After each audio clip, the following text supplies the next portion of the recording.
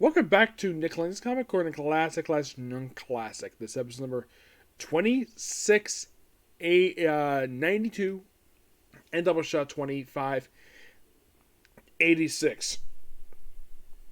For this comic corner and the following one, we're discussing 4 straight Batman trades.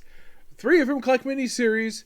The 4th one collect issues. Actually, all 4 of them do, but technically, the 4th one collects a miniseries, but also collects issues for the Batman Technical Comics series.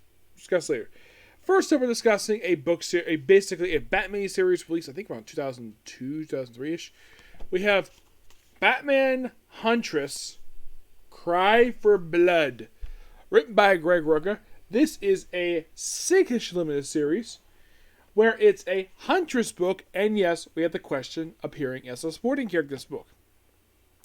Here's a little fun fact about this book. Did you know this is actually the first solo Huntress book since her ongoing ended in 1989? Yep, mostly put, prior to this, she's been mostly put a recurring character in Batman comics. Now, I have heard Chuck Dixon describe this on his Ask Chuck Dixon podcast, where DC editors were basically curious, why you bring in the Huntress? Because they didn't understand the reason why. Chuck explained he liked the character, so he decided to utilize her. Because at the end of her series, she disappeared for a few years. Never in any comic book, no guest appearance. And then he brought her back, and he actually wanted to do a series for her in the 1990s. And apparently the editors at the time were not interested in doing Huntress series. Until she joined Birds of Prey. Yes, until she joined the Birds of Prey by Gail Simone. It's like he wanted to do it, but but this came out in 2000. That was also my mistake. So this came out a few years prior to her joining the Birds of Prey. And the side of Batman being here is Huntress's book. Yeah, and she would not have another solo book again until 2011. By the way, the artwork here is done by Rich Burton and Terry Beatty. And you're thinking, really?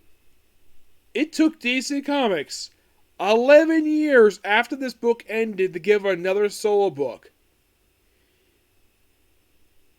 And my guess is nobody at DC was interested. It's like editors of DC Comics do not find interest in Huntress. Because, well, she was in Birds of Prey for quite a while. But her as a solo character, nah, not interested. I'm like, what's it like about Helen Bertinelli? She's Italian. She's the daughter of a mobster who got killed in Crossfire. So mostly put basically in this miniseries, Batman, who of course Jim Gordon's here too.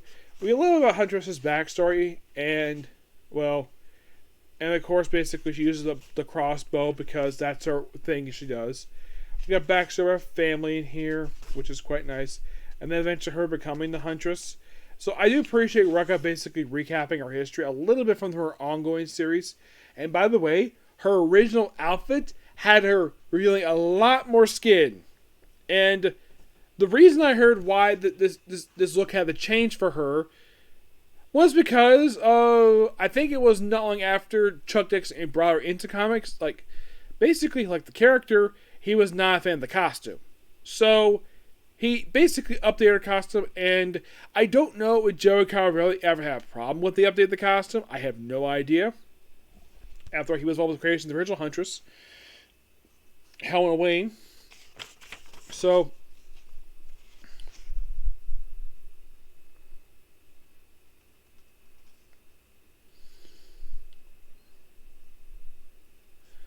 yeah, there's a member of the family basically where the entries are but basically her cousin is basically not a very nice person. This Burton had barely died years ago.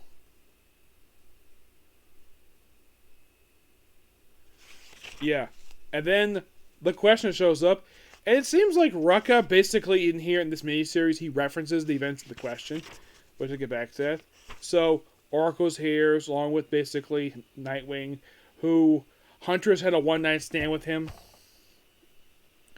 And you're thinking, sometimes basically, you just pick the fiction, and occasionally I've heard in real life, a one-night stand can result in a pregnancy. as far as I can tell when it comes to Huntress and Nightwing, Huntress never got pregnant. As a matter of fact, she has never had any children. As for the reason for this, nobody was interested in picking her as a mom. Nope. Not in her 35-year history. 35, 36 years she's been around, and nobody has ever interested in giving her a boyfriend or anything to develop this character. And then we see she's got a wound, which she puts on her costume, like a bullet wound. She was shot prior to this. I think this is 2000. I think this is probably just after No Man's Land wrapped up. They basically give this little book. So then, of course, she's accused of murder, and of course she shoots Batman, which she later apologized for this in a miniseries because Batman realized though that was an accident. He knew that, and he accepted her apology regardless. So, and then we see Richard Dragon, of course, except the Richard Dragon is Asian. Yes. So, yeah. So basically, Greg Rucka has it where he brings the Huntress to the very cabin that Denny O'Neil basically upgraded in the original Question series that came out prior to Huntress book, and mostly basically have Richard Dragon train her. And of course, the Question series, the whole miniseries. We also see Tim Drake here too because he worked with her, and he's probably one member of the Batman family aside from Nightwing who has no problem working with Huntress, none at all. Yeah, she basically, yeah, he may have found a secret identity, but he was not gonna out her as a Huntress because he has his own secret identity, so he respects her. So basically, if you ever get a chance to read Robin 3 Cry the Huntress, check it out because it's more like basically, because here's the thing, Helena is a little bit older than Tim, so it's more like a close friendship they develop over the course of the series. I wouldn't say sibling, more like close friendship. So, yeah, Richard Dragon basically trains her in a little bit of combat. Of course, he's being very sweet. Yeah.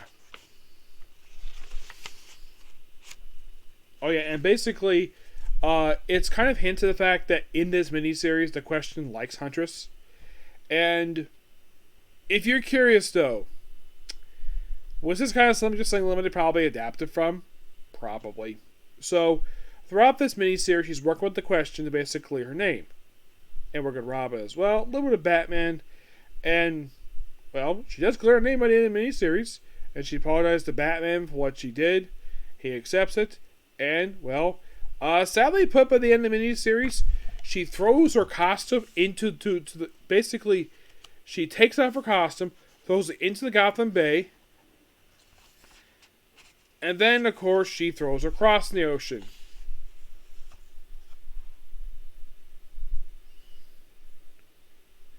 Like, I hear sirens. Now I must tip. Don't still do time.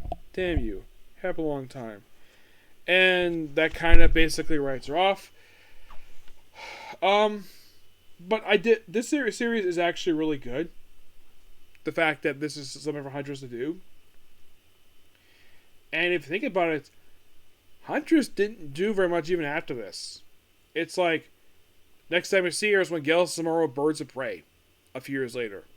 Because, like I've stated, editors DC do not see the value in this character. From what I can tell, readers will probably love the character. I personally never had a problem with the Huntress. No, I think she's a beautiful woman. Great character. Got a great backstory. Love the costume. Yes, they gave a redesign for the New 52. 2 different costumes, mostly. And sadly put, she's never had in their book. You would think, basically, that there might be a chance to give her solo book again. Heck, Barbara's had a few. Black Canary's had a few miniseries. Heck, I had an ongoing. But Helena Bertinelli? Nah, don't give her one. That's probably basically been the editor's MO for years. It's like she is probably the number one character at DC Comics who could use a series, another book for her, but like DC editors are just not interested. I don't know why. It is kind of weird.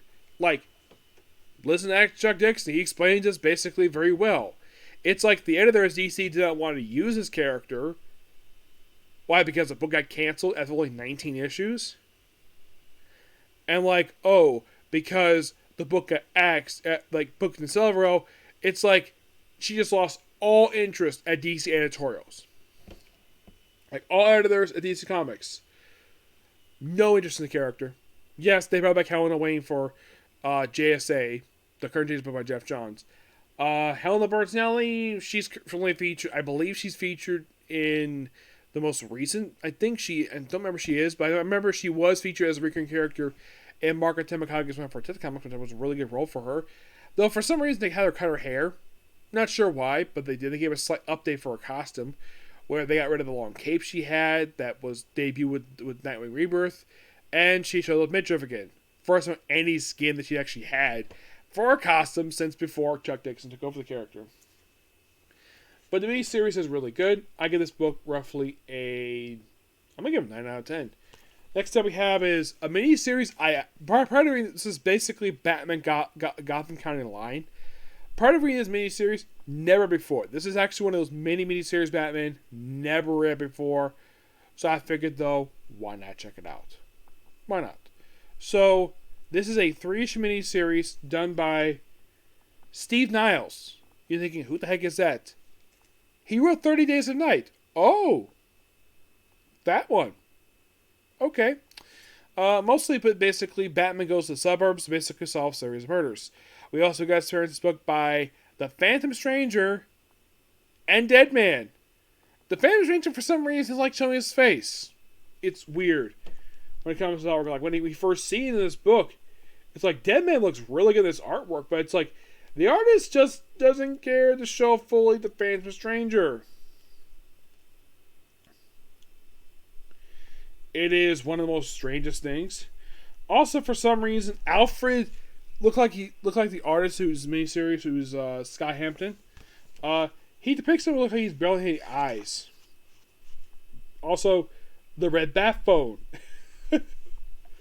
Yeah, I think this might be one of the few times Bear popped up in comics since the Silver Age. So let me show the Phantom Stranger and how the fact the artist apparently did not know how to draw the Phantom Stranger. So,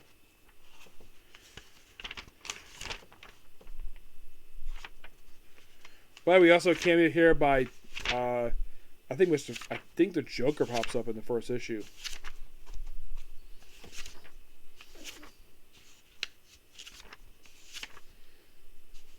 Also, Jason Tyus here, well, a design version of him.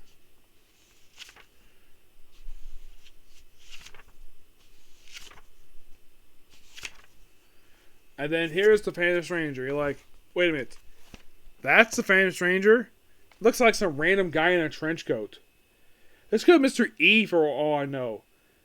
But the saying of the Phantom Stranger, it's like the artist just did not want to show his face. He wears a domino mask. Like, they're saying, this guy here is Phantom Stranger.